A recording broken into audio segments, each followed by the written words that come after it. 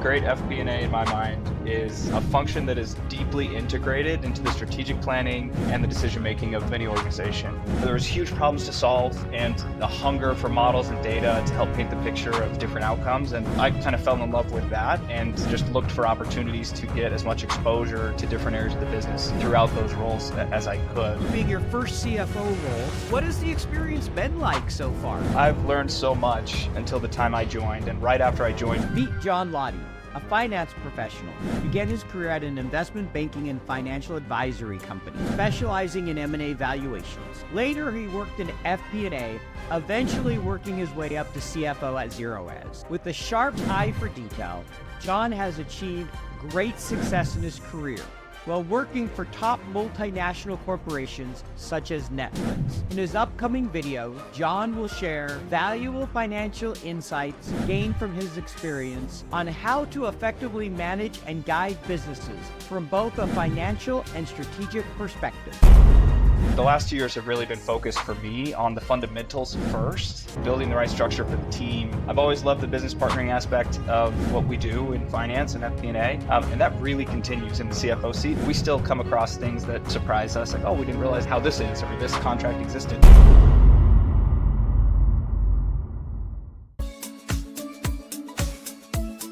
Abacum is the leading mid-market FP&A solution, trusted by hundreds of companies to eliminate the spreadsheet struggle. Visit abacum.io today and multiply the impact of your finance team. Hello, everyone. Welcome to FP&A Tomorrow, where we delve into the world of financial planning and analysis, examining its current state and future prospects. I'm your host, Paul Barnhurst, aka the FP&A Guy. Each week, we are joined by thought leaders, industry experts, and practitioners who share their insights and experiences.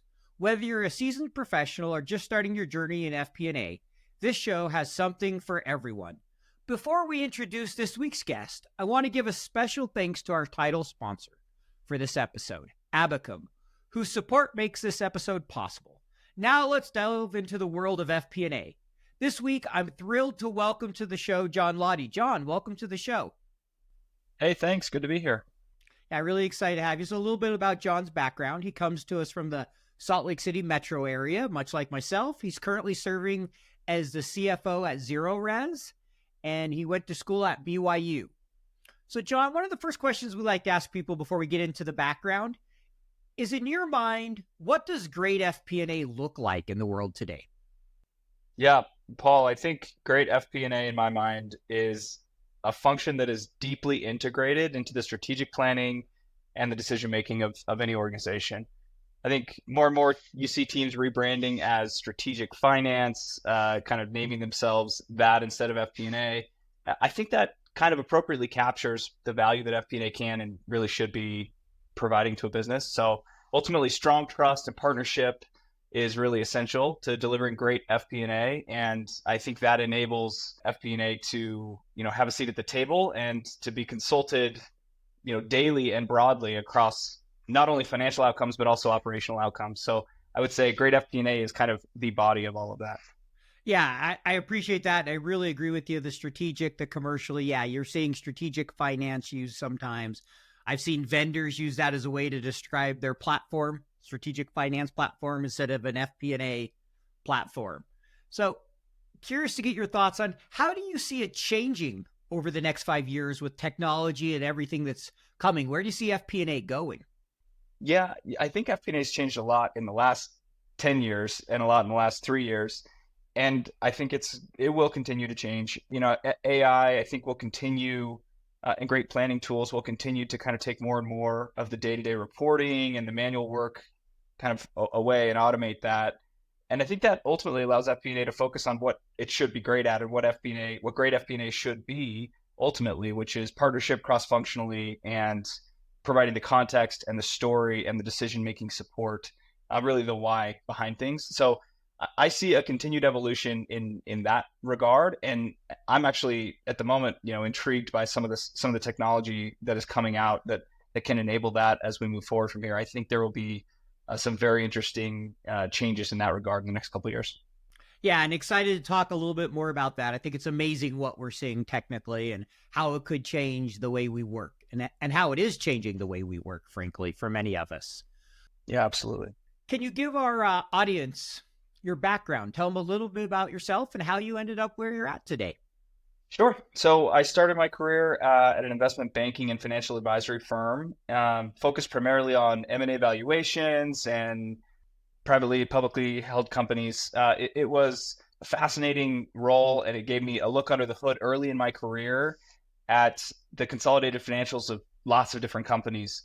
Yeah, I learned a lot of critical skills, financial modeling, how to see the big picture financial results, what they look like for a company, how M&A affected those and drove those. I also learned some great technical accounting in that role too, as it related to things like goodwill and intangible assets and the other pieces of a transaction that often aren't, considered or thought through as much. So when I left that role, I chose to go in-house to a corporate FP&A team. So I started there a couple of years and then went in-house to corporate FP&A. And I continued to build my career there across different roles in corporate development, investor relations, and then corporate FP&A. Various companies across various industries. I loved getting in-house and being able to dig into the details at a more granular level than what I was doing on the advisory side. So, there was huge problems to solve and a hunger for models and data to help paint the picture of different outcomes. And so I kind of fell in love with that and just looked for opportunities to get as much exposure to different areas of the business throughout those roles as I could. A few years ago, I was approached about a CFO opportunity for a private equity backed company in the home services industry, Zerorez. And this was somewhat of a departure from industries that I'd been a part of. But I loved who I met on the management team. I loved and felt great partnership between the management team, the company, and private equity sponsors.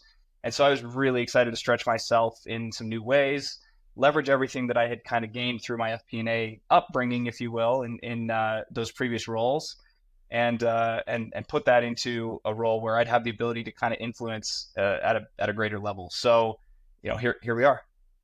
Well, great. Well, congratulations on that. That's exciting. It's been almost 2 years now. Is that right? Yeah, coming up on 2 years here in a few months.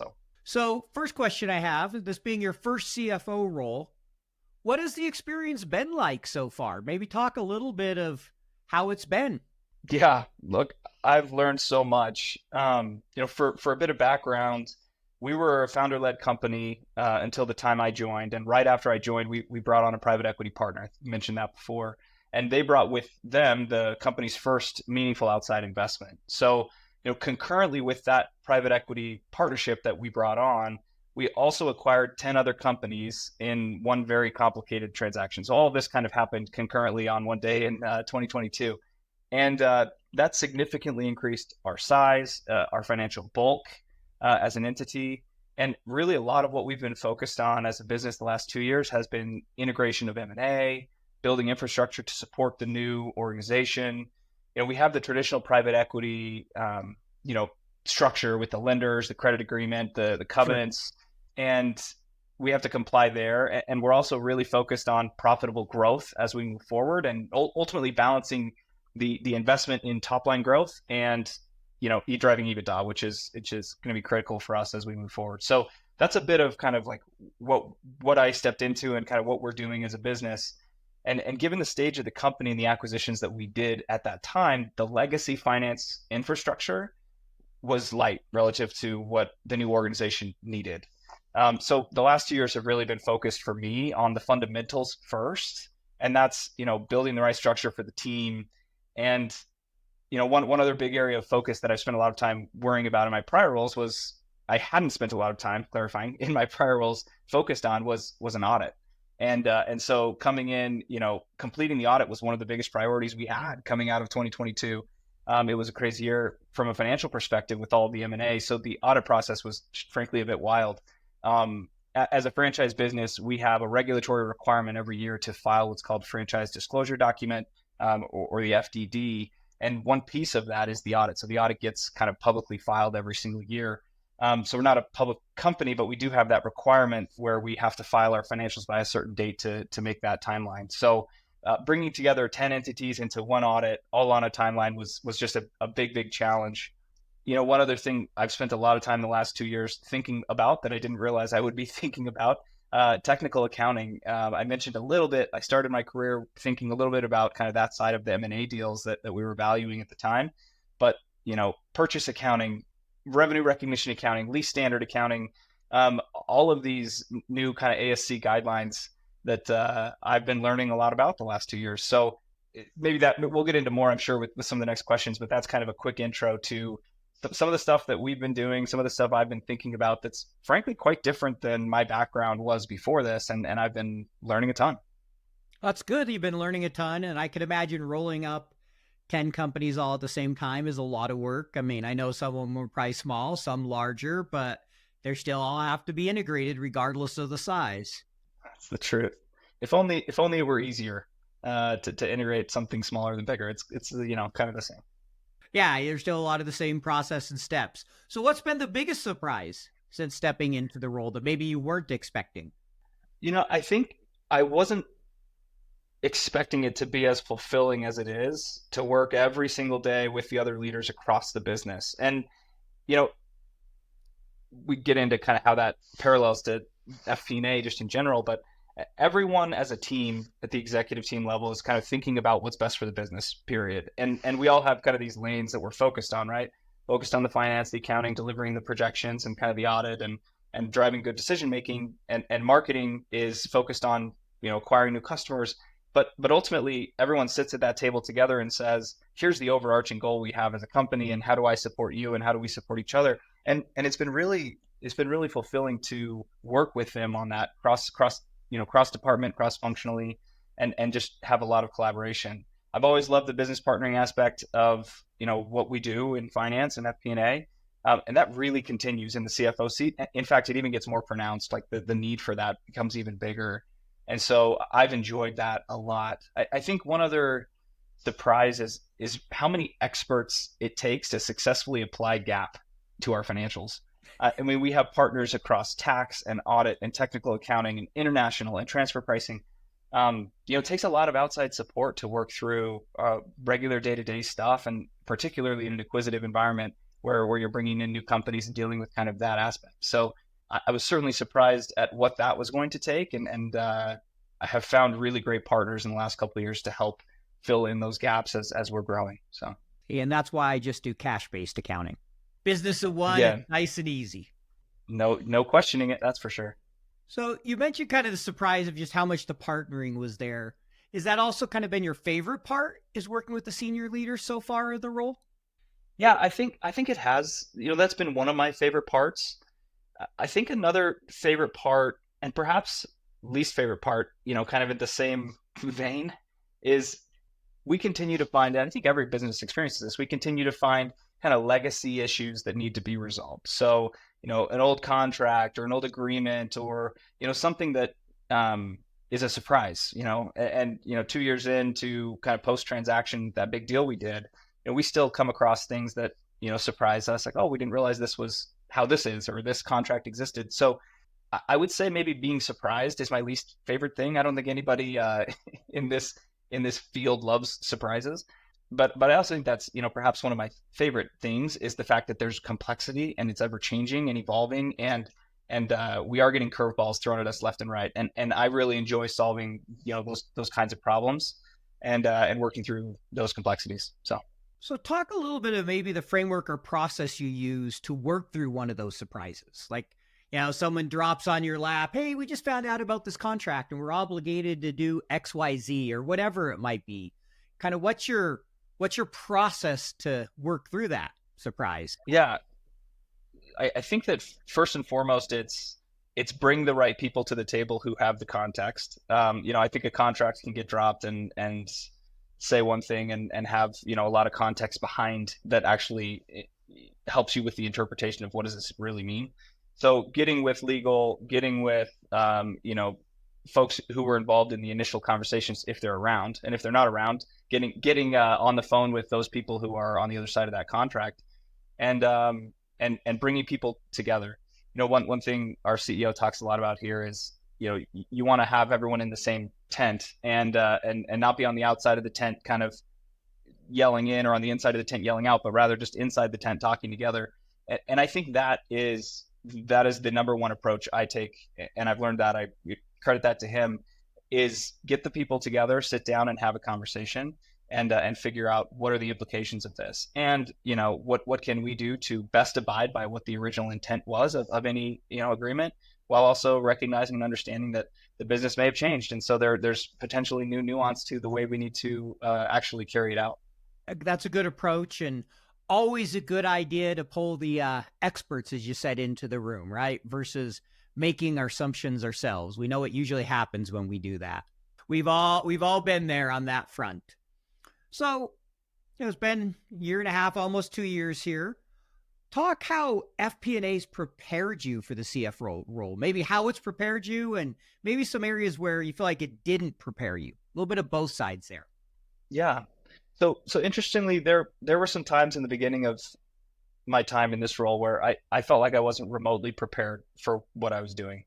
What I knew and had built my career doing was traditional FP&A work.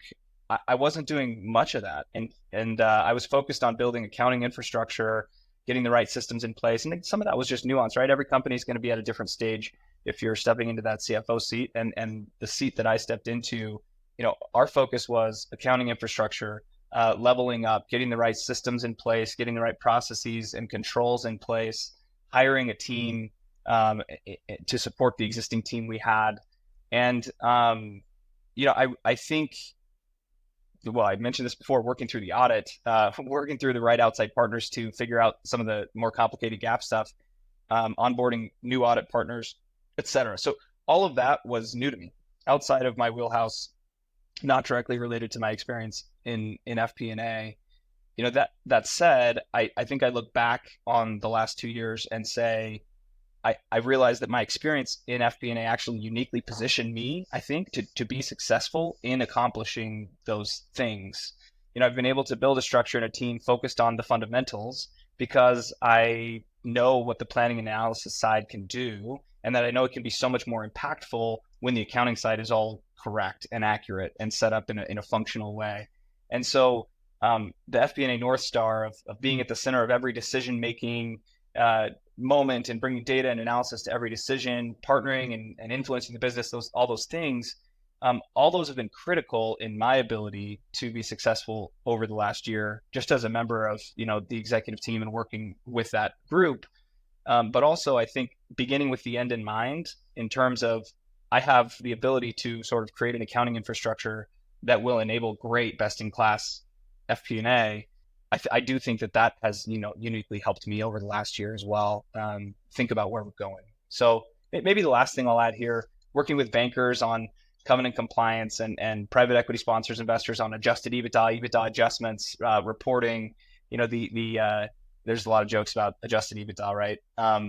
But working through the annual budget process, all of those things obviously are still happening and table stakes a little bit for the day job here too. So I would say that stuff did prepare me. And a stronger accounting background would have been helpful to me, but I don't think was critical to me being able to find my feet here. And now a word from our sponsor. The FP&A process is broken. You know it is, and I know it is. Putting together management reports takes forever. There is a growing demand for operational insights, and running scenarios or preparing budgets will inevitably break your spreadsheets. It doesn't have to be this way. Abacum is the leading mid-market FP&A solution, empowering hundreds of finance teams to eliminate their spreadsheet struggle with automated reporting and forecasting. With Abacum, finance teams can see every financial and operational KPI in real time, forecast revenue more accurately, build headcount plans, budget their spend more effectively, and run any scenario with just one click. Abacum is the most scalable FP&A solution for finance teams. If you want to double your output, half your reporting time, forecast your performance, and become a strategic partner to your business, visit abacum.io today. Got it. And so, it sounds like FP&A gave you a real appreciation for how important it was to have clean data, to have the accounting, the systems, that infrastructure in place so that you can be a data-driven culture. that's really helping inform and guide the business. Is that fair to say? Absolutely. Yeah, absolutely. I would even say I put my little flavor and my pitch in as we were working through kind of core values and rebuilding some of that with our new organization in the last year, and fought hard to have data-driven analysis as kind of like one of our core values. We're a data-driven company, and so I got my little flavor in there, and it stuck. So it's now part of who we are, at least on the whiteboard and on the wall. And we're going to strive to live to that every day. But I agree. I think data-driven analysis and decisions is core to what I believe, and is core to what we will be doing here as a business. Yeah. And how critical is it to have the right systems to be able to be data-driven? I mean, I've seen companies, we've all been there, where data is a mess and you try to be data-driven. And to me, it seems really hard. What's your take now, kind of really have coming in and how to put some systems in place, and probably seen in a number of different companies? How critical is it to get those systems right to be a data-driven company? It is everything, right? You can't do it without it. We're fortunate here to have a great in-house built CRM that houses a lot of our data, operational KPIs. I mean, it's rich data that we have for our business, for both, the franchise side as well as kind of our franchisees. We can see their data and help support them by analyzing it with them. But that data isn't necessarily easily attained, right? It lives in these tables, but getting that data out and actually creating insights from it is still a challenge. And we're working on systems right now to improve that and make that easier for the business to get that data, get it trended, and pull out the insights. For accounting data too. You talk about systems on the accounting side and ERP. And kind of the evolution from QuickBooks to NetSuite to whatever you may be on, the data availability and the ability to slice and pull out what you need is also so critical. We operate a lot of different departments in a lot of different locations around the country and around the world, frankly, and so being able to pull unique P&Ls for every single piece of the business and manage them at that level, it's not possible with the wrong system. So I do think the investment in tools is just so critical to being able to do what we're talking about. I agree with you. As I like to say, you get the right people in place. You have a process-driven, oriented, constant process improvement type culture. And then if you put technology in with that, kind of magic can happen. You need the technology to be an enabler, but you can't look at it to just be your solution. Absolutely. Yeah, I agree wholeheartedly with that. And I think, evolution is real too. Like day one, it's not going to look like that. So like you said, there's get the people in place, and then there's, get the process, but then the technology to support all of it. Technology will look like V1 all the way to V700. And, we might be at V7 right now. And there's just so much more that can always be done. Yeah, I've really come to believe, for the last decade, we've heard a ton of digital transformation. And I feel like it's much more a digital evolution. It's not a one-time event. It's not really a transformation. We should be constantly improving and figuring out how we drive further on the data and that digital structure. And I think sometimes we think it's just an event. I just got to get past this implementation, then it will all be good. Or I just got to get past this integration, and then it will all work. And rarely ever is that the case. No, it's a step one, right? And there's 10 more after it. Pretty much always the case. So, you mentioned you're at Zerorez. I know that's a franchisor business. Can you talk a little bit about how that model works? Tell our audience kind of a little bit about that structure, and maybe what are some of the key metrics that you monitor as a CFO? Yeah. So, franchising is a brand new business model to me in the last few years. I've learned a lot about this. I realize I know infinitely less than most others who've been in the game much longer than me. Sure. But sharing kind of a few thoughts. We as the franchisor, we aim to sell franchises to franchisees around the country and now the globe. We were in UK just this last year, in Canada the last couple of years. So just getting underway internationally. We then receive, as the franchisor, royalty back from our franchisees as they grow their business, basically a percentage of revenue. And that pays for, they're essentially paying for their access to the brand and to all of the support functions that we provide as the franchisor to them. A few things that we provide to our franchisees and always can, by the way, are aspiring to be better at all of this that we do. Training on the actual Zerorez way. How do we what is the Zerorez system and the process that we go by? What is the way that we represent ourselves in the market? And training on all of that is one very important thing that we do. We provide marketing support to our franchisees. Quarterly playbook that says, here's the campaigns we're going to run. And Houston, you should run the same thing that Atlanta's running. And we can align, because then the marketing team can create creative assets that are available to everybody that support these campaigns. And so creating alignment and sort of saying, here's the playbook for the next quarter brings everybody together versus a lot of people creating independent sort of work and work streams, rather benefiting from the system. So that's another thing that we provide. And, simple things also, like how to set up a chart of accounts and manage your profitability in your accounting system, and paint a picture of what others have been able to do in terms of, at $1 million in revenue, this is kind of how you should look in your P&L, and at $2 million in revenue, this is how you should look in your P&L, and here's 10 data points that sort of support that where others were along this journey. So franchising is that, right? It's all of that together, and we as the franchisor strive to support our franchisees in growing their businesses and in the journey as they build their businesses. As is often the case with some franchisors, certainly is with us, we also have some franchises that we operate that are corporate owned, so corporate owned bases, if you will, corporate owned locations. And so, we also run it in cities that we own, and so we have a fleet of vehicles, and we hire technicians. We do marketing to acquire customers on our own. So again, the franchisees are independent business owners. They kind of run in their own stream in their own city where they've acquired their franchise. And then, we separately are sort of running our own. And that creates this opportunity for learnings that's really unique, because we can learn what's working and not working for us in, Tulsa, Oklahoma, and sort of pass that data and insight along to somebody who's running Oklahoma City. And we create this kind of network, or this system network effect of learning that we're able to be more impactful in the training that we provide by actually doing the work as well. So KPIs, it's what is the revenue growth in our total system? What is the growth rate for each of our franchisees based on their age? 1-year-old, 2-year-old, 3-year-old. We do cohort analysis on kind of the group from 2005 and the group from 2012, and how are they performing? We target our franchisees who we can help the most in any given year, and assign a coach to go and support them. So those are some of it's generally a revenue-based KPI trend that we're monitoring at the highest level, but we do get well below that and look at some operational KPIs, like how many vehicles are in the fleet, how many technicians do you have? So one ratio is kind of techs per van, vans. Yeah, techs per van. How many technicians do you have per van in terms of hiring, to make sure we're not over hiring or don't have enough folks.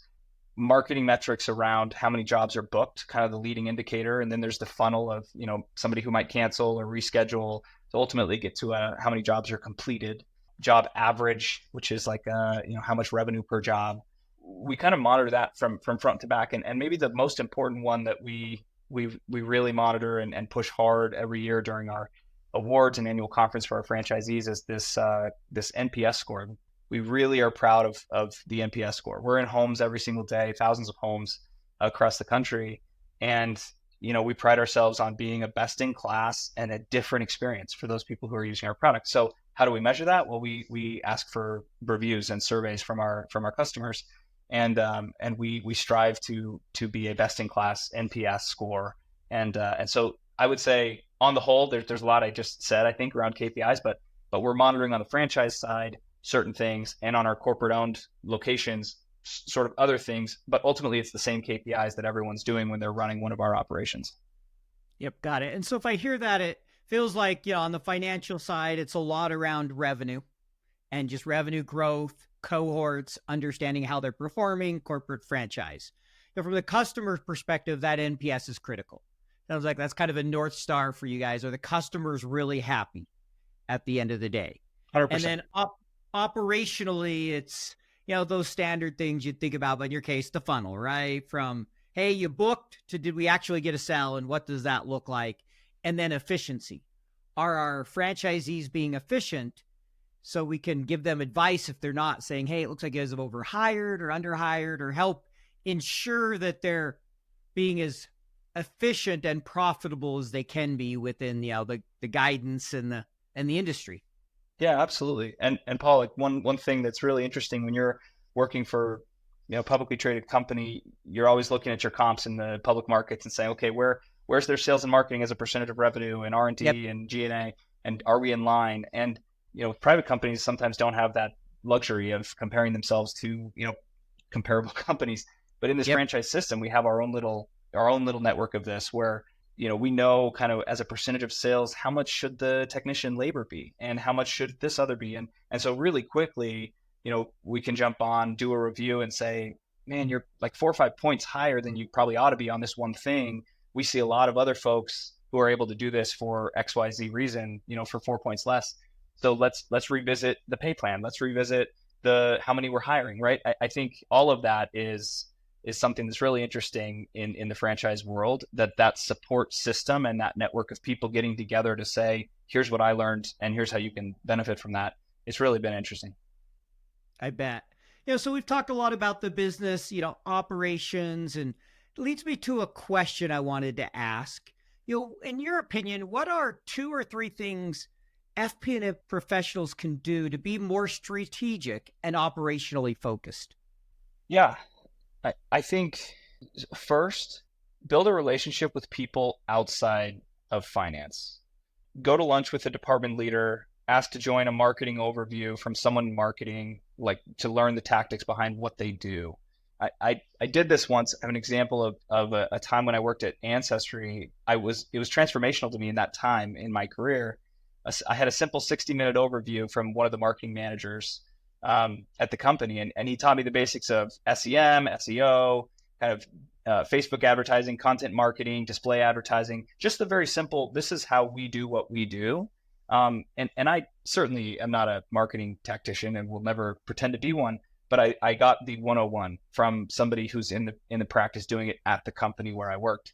And ultimately that simple knowledge helped me to get a better understanding, to put context behind the numbers I was seeing and preparing every single day. So suddenly the CAC analysis and the lifetime value analysis, looking at Google versus Facebook in terms of the cost to acquire the customer and what does that mean in terms of their lifetime value, suddenly I had so much more context and the understanding around the dollars that were going to the places they were going in the P&L. So, first, perhaps get outside of finance, build a relationship outside operationally in the business, even outside of just day job doing analysis for them, but like 101, teach me about product marketing or product management or engineering, to some extent. Teach me about the processes you're using for the engineering sprints. I think that's all, has a multiplying effect for sure. A second one that comes to mind, step back and look really big picture and force yourself to do this maybe once a quarter. Just step back and look totally, differently at the business. I think one great way to do that, and you wouldn't do this every quarter, obviously, is just build a model of your business as though you were a stock analyst. Lay out the historicals for the last 3 years and build out the next 5 years. Again, super high level, 5 line items on the P&L: R&D, sales, marketing, G&A, COGS, revenue, EBIT, net income. Get to a cash flow and sort of say, what do I think this business is worth? And that simple exercise forces you to think about really at a high level, where are we going? What do our projections say we're going to be at? Where does the efficiency fall in our P&L? And what are the levers that actually drive value for the shareholders? And then I think a little buy, sell, hold analysis on your own company is a great way. It's a really great way to be more strategic and just have that bigger picture perspective. Yeah, maybe I'll leave it at that. I don't know if that addresses a couple of points. Hey there, it's your host, the FP&A guy, and today I'm thrilled to talk to you about Plan Buddies, where professionals meet excellence. This isn't just any community, it is a community ran by and for planning professionals. At Plan Buddies, we're all about fostering connections, sharing knowledge, and providing mentorship among FP&A experts. Ready to elevate your career? Visit plan-buddies.com and become a member today. And here's a special treat. Use the promo code the FP&A guy, that is the FP&A guy, for an exclusive 25% discount on your first year membership. Yeah, no, definitely. That's really helpful. Appreciate that answer. And so I have just a couple more questions, and then we're going to move to kind of what we call a rapid fire section.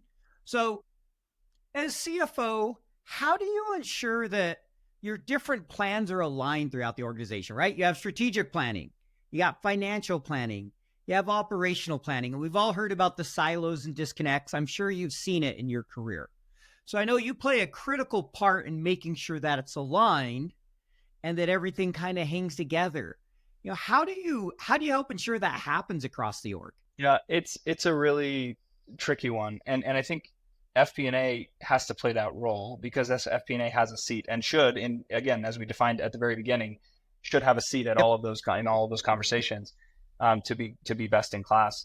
So we're a bit early in that at our company right now in terms of the maturity model on FP&A, but we look forward to Sure. getting further down that curve. As of right now, I think the most effective thing that can be done and that I've seen done and that we're trying to do right now at Zerorez is create an annual planning process, which is financial in nature, but also operational and strategic. And during that journey, creating a 3-year plan, a 10-year plan, kind of a 3-year plan, and then a 1-year plan that starts the journey to the 3-year plan.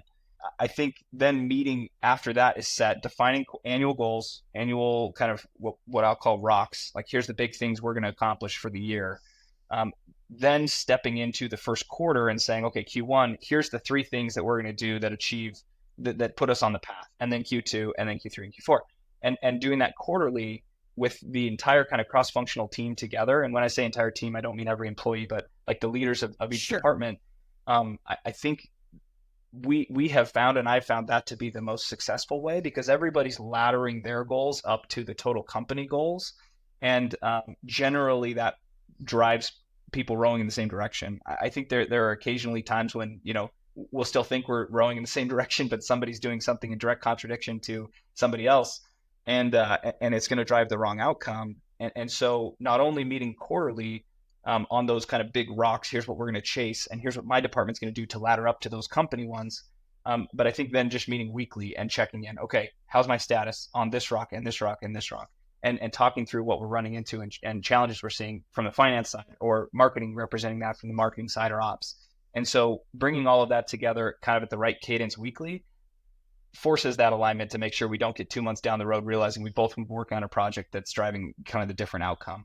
So I think that organizational structure around just what I'll call strategic planning in general, with kind of starting with the long-term vision, stepping that down to kind of the 3-year, and then the 1 year to build to the 3-year, and then stepping down to the quarters to build to the 1 year, and then checking in weekly on the quarters. And it requires everyone being at the table to do that, but I think that is effective, and that's what we're trying to build. Really feels like, as I hear you talk about, it's starting long range and just filtering it down and making sure everybody's involved throughout that process that needs to be. I get not every employee in the company is going to be strategic, and then having really measuring that Yep. performance, right? When you say it that way, it sounds so simple, right? It start with the big picture and just layer it all in, get down to whether that's weekly, daily, monthly, whatever your lowest level that you really need to understand at is, and then have those conversations, hold people accountable, review the metrics, and keep adjusting. That's absolutely right. And look, as FP&A evolves at our company, but even at any company, FP&A has to play a key role in this process, right? Modeling out the outcomes, ensuring that those rocks are, that the company's executing against the highest value outcomes for the goal.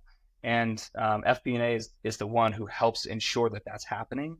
And so, I think they play a critical role in being the shepherds of that strategic planning process. And I totally agree. I think they're a huge part of that. CFO helps guide that. FP&A needs to be there and be involved in all those processes. If FP&A is just doing a financial process and not the rest, you're going to end up with a lot of, I think, problems and misalignment. I mean, who hasn't been in a meeting where somebody said, "I don't recognize that number," The right? best kind of meeting. If you've been in FP&A, you've been in plenty of those, Oh yeah, absolutely. and that's what we want to avoid. So this next section, these are rapid fire, so we want to go through them quickly, get a few seconds to answer on each one. Kind of your answer, and then maybe a sentence of why, and we'll Okay. run through them, and then we're going to move to our get to know you section. So you ready? Great. Ready. Which one do you prefer, Google or Excel? Definitely Excel. I don't even know why I asked that question with FP&A people, but at least the product people I had on the other day, I got some. You got some Google?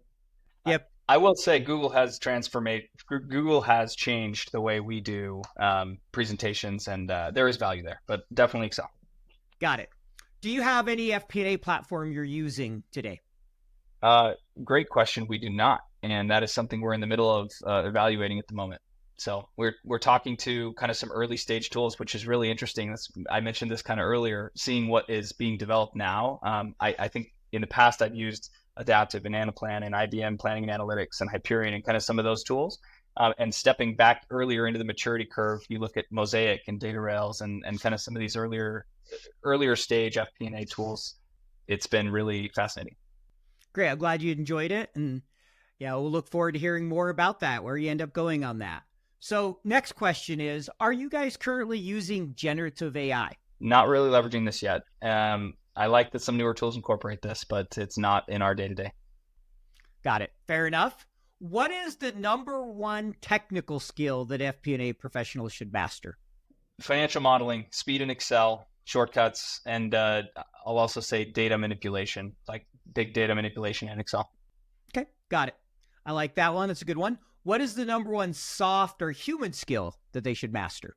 Building trust and confidence in you as a partner. No ego, just striving for the right outcome for the business, no matter what. Love it. Great answer. So thank you for those. Now we're going to move to the section we call the Get to Know You section. Great. So these are a little more kind of personal, so our audience gets to know a little bit more about you. So what's a favorite hobby or passion that you have? This changes over time, but right now, I've recently, in the last 5 years or so, gotten really into mountain biking, and I moved into a house a few years ago. It's right next to some trails, a trail system, and I love it. I get out on the trails as often as I can, and that's been a lot of fun lately. Any great stories or experiences from these rides you can tell our audience? I've definitely gone over the handlebars a few times and realized my mortality. So yeah, keep the wheels on the dirt is my motto. Yeah, I've cracked a helmet before, so I can relate. Always a scary moment when you're looking at it and going, that could have been my head. Yeah. What is one book you would recommend to our audience? Right now I'm reading Atomic Habits.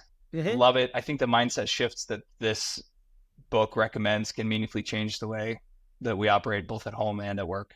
Love that book. Great. I've heard great things about it. It's on my to read list, so I'll have to pick that one up one of these days here.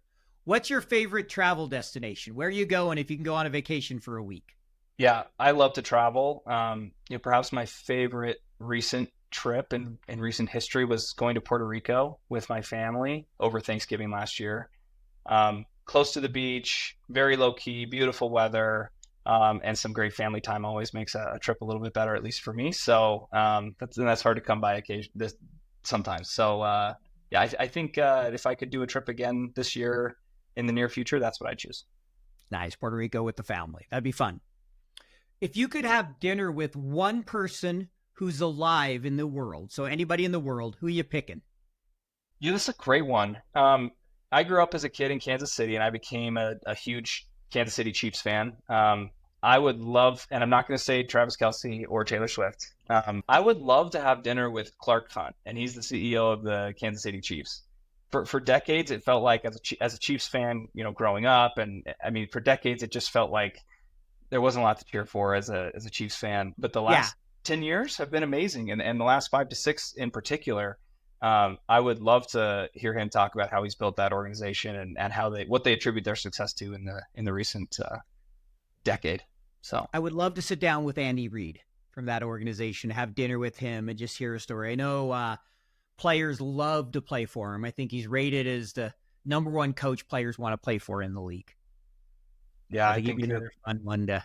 I think whatever they've done culturally is working, and it's kind of fascinating. So it's fun, and fun when it's your team. So yes, always fun when it's your team, and it's fascinating to see how big of a role culture can play. I don't think we always realize it. Often we forget and think, well, it's just about the systems or the metrics or the processes or execution, and all important. You can't, it's not one or the other, but culture really is a critical component over the long term. Yeah, absolutely. So last question here before we let you go. If you could offer our audience any advice to be a better partner for FP&A, if you could give them one piece of advice, what would it be? This will probably be a couple things wrapped up into one, but keep an open mind always and be proactive in bringing solutions to leaders in the business before they ask for it, or better yet, before they even know that there's an issue to think about. I think if you do this, you'll have people at work who are champions for you for life, and it'll drive significant growth in your career. Yeah, you said that. I couldn't help but think of something Carl Seidman said one time. He called it one of the best things an FP&A professional can do is learn to anticipate where they think the market's going, so you can run those different analyses, anticipating what people need. Right? If one of your employees comes in and, hey, I was looking at this, I noticed all this, I put this package together so you could review it without you asking them, how would you respond? I mean, it's just a game changer. That's someone that I want next to me all the time. Right? That's the guy you're going to be, all right, I'll tap him to move up. That's someone I want, or that person, guy, girl, whoever it is. Yep, absolutely. Alrighty, well, thank you so much for joining us. We'll go ahead and put your LinkedIn profile in the show notes, so if anyone wants to reach out to you, they can contact you there. But thanks again for, sparing a few minutes with us today. Really enjoyed chatting with you. Thanks a lot, Paul. It's great to chat always. Appreciate it. All right, thanks. See ya. Thanks for listening to FP&A Tomorrow. If you enjoyed the show, please leave us a 5-star rating and a review on your podcast platform of choice. This allows us to continue to bring you great guests from around the globe. As a reminder, you can earn CPE credit by going to earmarkcpe.com, downloading the app, taking a short quiz, and getting your CPE certificate. To earn continuing education credits for the FPAC certification, take the quiz on Earmark and contact me, the show host, for further details.